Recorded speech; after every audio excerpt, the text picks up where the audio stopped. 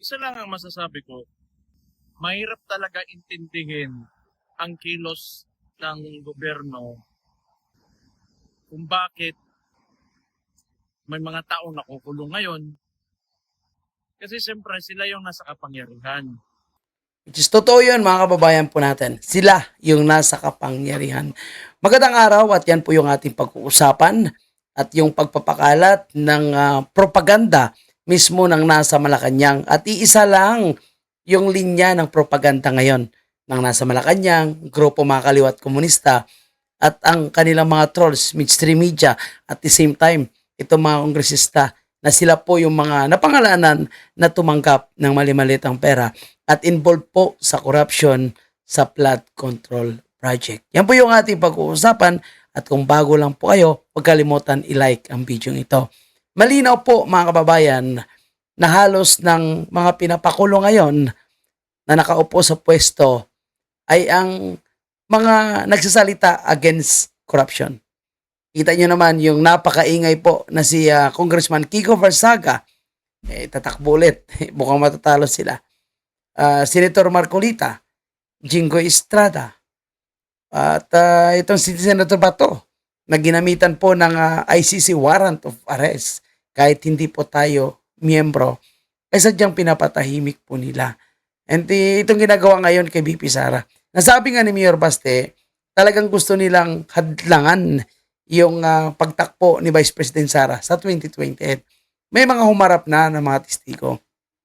Pero nakita po natin na ang testigo na hinarap nila, particularly po yung agent ng NBI, ay talagang magaling lang sumagot kapag ang tinatanong sa kanya ay galing sa prosecution at obvious naman na scripted at talagang nakapag-practice ng maayos. Okay? So, malinaw na mahihirapan silang i-impeach si VP Sara kung talagang sundin nila yung tamang patakaran, tamang batas.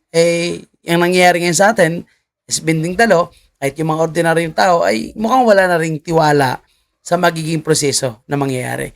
Anyway, nasa dahig po ngayon si Mayor Paste at pakinggan natin ang kanyang mga kasagutan sa tanong sa kanya ng mga kasamahan nating vloggers na nasa dahig.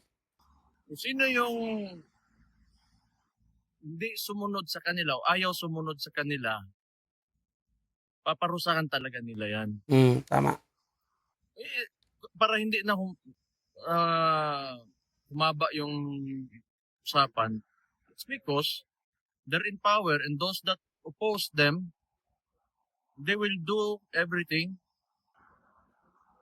using the bureaucracy or anything, the law against people, those who oppose them. So, wala tayong magagawa dyan. Meron ka talagang abusado na administrasyon. Sir. Ayan po mga kababayan po natin, harap-harapan na mayroon tayong abusado na administrasyon at nakita yan ng karamihan ng mga Pilipino ngayon. Maliban na lang yung nagbibingi-bingian at nagbubulag-bulagan ng mga Pilipino. Tuloy tayo. On a different topic, doon sa currently nangyayaring day 3 na po ng impeachment against Vice President Sara Duterte, your sister, do you have any thoughts or reaction in as far as the trial is going at the moment? Ako hindi ako nanonood. Kasi nung simula pa lang, when did this impeachment campaign begin? It was, 3 years ago. Tama. Even nung simula pa lang ng termino ni Marcos yan, nung nagkalapuan na, andyan na yung usapang impeachment against the Vice President for what? The confidential funds. Ngayon, dinadagdagan nila na kung ano-ano na lang pwedeng idagdag, di ba? Well, gusto nila na may impeachment para masunod yung gusto nila. Correct. It's not about really, like the Vice President defending herself, but it's about putting her sa lugar kung saan nila gusto na nandyan siya. Kasi, kaya nga nila, ini-insist yung impeachment na yan kasi they want to remain in power. Gusto nila sila. That's all that I can say. Pag pumayag yung mga tao, wala na kami magawa.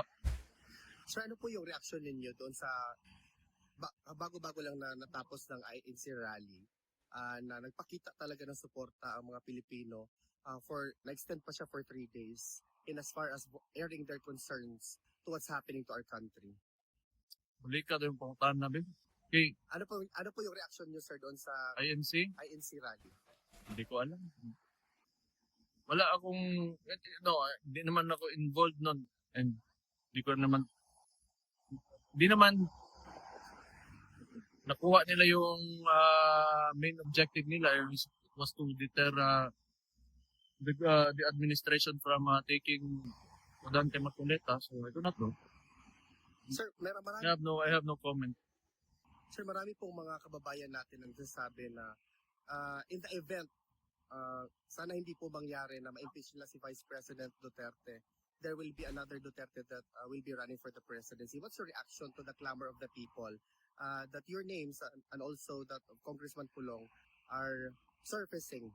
We let tomorrow take care of itself. Pero yung mga ganon, sana wag. Kapoy kayo na. Masul nyo.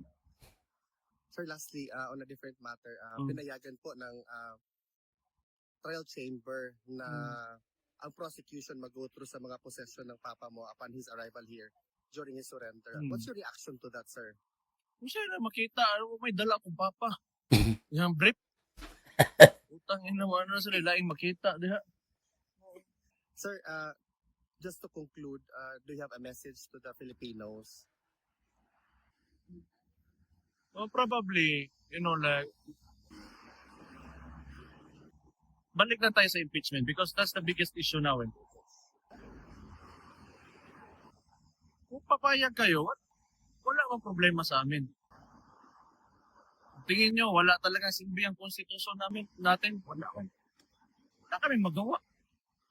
In the first place, nandyan lang naman kami kasi binoto kami as elected representatives that will uphold the mismong konstitusyon na pero tingnan natin kasi destiny talaga ng tao yan kung anong mangyayari sa kanya.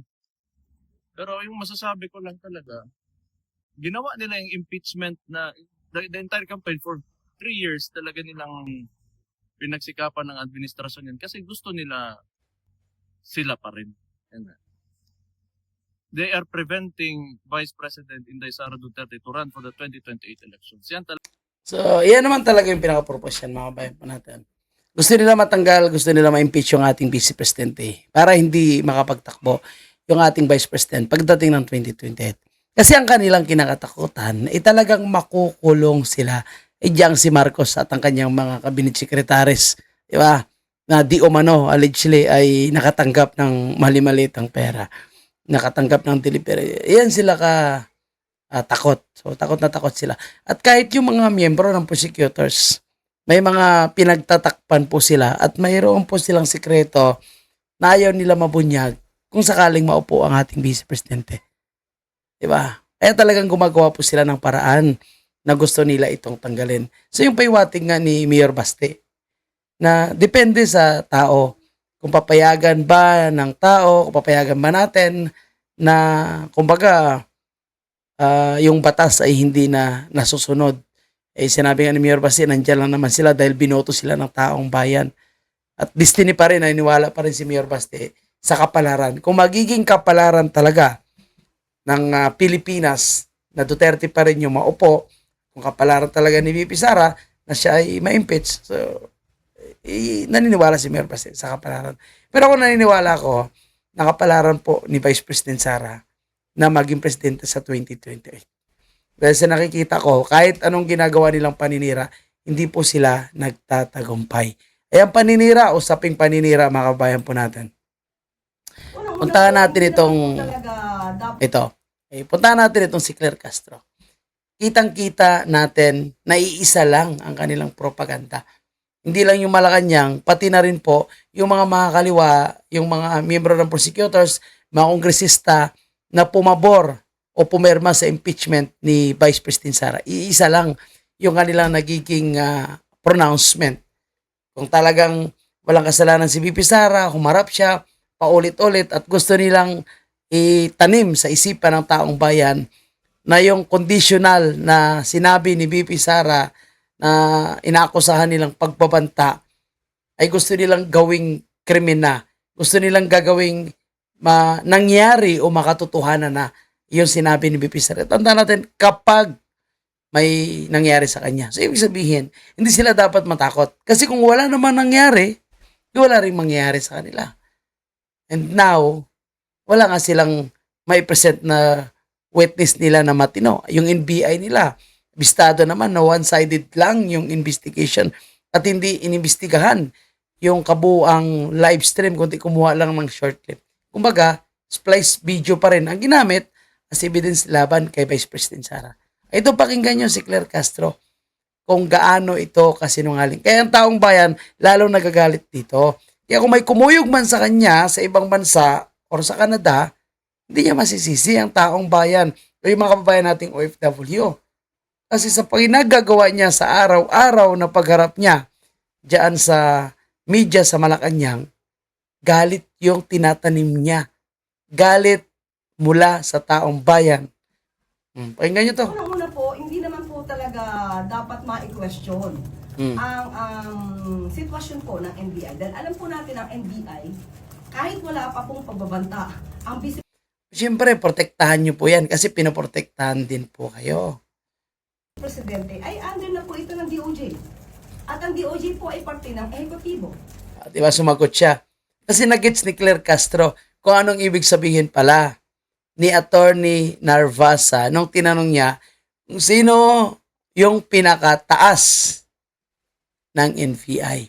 So, kumbaga, pinakita lang ni Attorney Narvasa kung sino yung nasa taas ng pagpa-file ng kaso or pagpapaimbestiga kay Vice President Sara at pati na rin yung nasa likod ng impeachment. Winidraw agad ni Attorney Narvasa kasi baka ma-technical siya. At least, sinagot ng NBI. O kahit i-withdraw man yan, tanggalin man yun.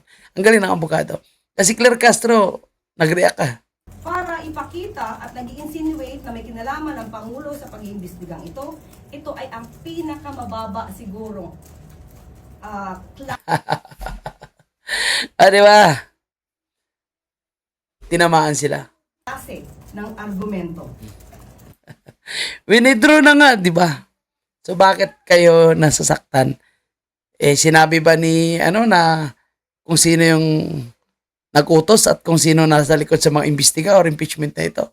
Hindi naman sinabi po ng abogado. Pero ang reaction ni Claire Castro, yun ang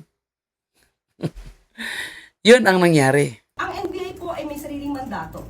Kung mayroong nakita at napatunayan naman po na may pagbabanta mismo sa buhay ng Pangulo at hindi lang naman isang tao, 2 taong nakakita ito, buong mundo ang nakakita ng pagbabanta sa buhay ng Pangulo, ni First Lady at ni dating House Speaker. So, mandato po ng NBI na imbestigahan po ito. Dahil O, tama yan. Mandato talaga ng NBI yan, kaya nga sila nasa law enforcement Pero ang problema, yung lumalabas ngayon, ang NBI ay parang naging tuta na rin ng Malacanang. Kaya tama yung sinasabi ni Mayor Baste. Wala tayong magagawa dyan kasi sila yung nasa kapangyarihan. So nasa taong bayan, kung papayagan na lang na patuloy na gagawin ito ng nasa kapangyarihan. And Mayor Baste, siyempre, wala naman talaga sila magawa yung pamilya niya. Kaya pinapaubayan niya na lang kung ano yung magiging outcome ng impeachment at kung tadhana ba ni VP Sara na magiging or na kauna-unahang Vice President na ma-impeach. Sinabi nga ni Mayor Baste, simula pa lang na nagkalabo-labo na ay lumabas na itong impeachment laban kay Vice President Sara. At alam ni VP Sara na kapag siya ay umalis sa kabinete ni Bongbong Marcos, talagang impeachment yung kakaharapin niya, which is nagiging totoo nga. And sinasabi ni Claire Castro na kumbaga obligasyon ng NBI yan, walang kinalaman yung Malacanang. So, bobo or tanga na lang siguro yung maniniwala sa kanilang pinagsasabi. At ang kanilang propaganda is talagang gusto nila i-incest na talagang nagbanta si VP Sara. Pero ayaw nila sabihin na ito po ay conditional. na kung sakaling may masamang mangyari sa kanya, o wag na natin banggitin yung eksaktong wordings, yun din yung ipapagawa niya. Kaya nga, yung sinasabi ko kapag wala namang nangyari sa kanya, wala rin mangyari sa mga taong binanggit niya. Kumbaga, kung ayaw nyong mangyari sa inyo, wag nyong gawin sa akin. At kung totoo man yung sinasabing Oplan Romanov ba yun? Ramanov? Kung totoo man yun, sa sinabi ni BP Sara, is nakadlangan yun. Kasi kumbaga, binulgar ni BP Sara yung posibleng mangyari sa kanya. And ako nagtataka ko dito yung nasa liig ni BP Sara. Hanggang ngayon hindi niya pa in-expose yan. Hanggang ngayon hindi niya pa sinasabi kung sino yung nasa likod niyan. Basta sinasabi niya lang gusto siyang gurgurin pero hindi sila nagtagumpay. Imalay natin. Ilabas ni BP Sara yung talagang gumawa sa kanya niyan sa araw ng o malapit na magkaroon ng judgment. Baka mabubulaga sila at magsalita yung tao kung sino nag-utos sa kanya. Kaya nasabi ito ni BP Sara. Yun po ay ano ko lang kumbaga naiisip ko lang. Kasi hanggang ngayon hindi pa talaga in-expose ni BP Sara kung sino yung gumawa sa kanya, sino yung nasa likod, at kailan ito nangyari. Basta't may pahiwatig lang siya na gusto siyang gurgurin pero hindi sila nagtagumpay. Kaya ako naniniwala na may pinaghuhugutan si BP Sara sa galit niya, mga nangyayari sa kanya. Kaya niya nasabi itong conditional na sinasabing pagbabanta. Yung sinasabi ng mga kaliwa, sinasabi ng dilawan, sinasabi ng pinklawan, talagang nagbanta si BP Sara, iisa lang Kaya yung sinasabing may mga lumalaban sa korupsyon na mga pinklawan, dilawan o komunista, yan ay parang pagkukunwari na lang.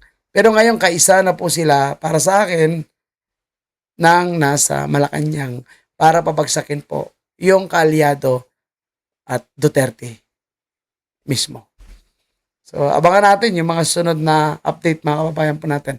Sa Lunes ay magkakaroon ng panibagong witness na ihaharap. So, tingnan natin kung ano yung mangyayari po. At tingnan natin kung ano rin yung magiging reaksyon ng taong bayan. Kasi ang taong bayan ngayon galit na Kasi imbis na tutukan, yung talagang investigation sa flood control corruption, inalilihis ang isyo dito po sa impeachment ni BP Sara. And milyon po yung ginagastos dito, mga kababayan. So yan lang po yung update natin at maraming salamat.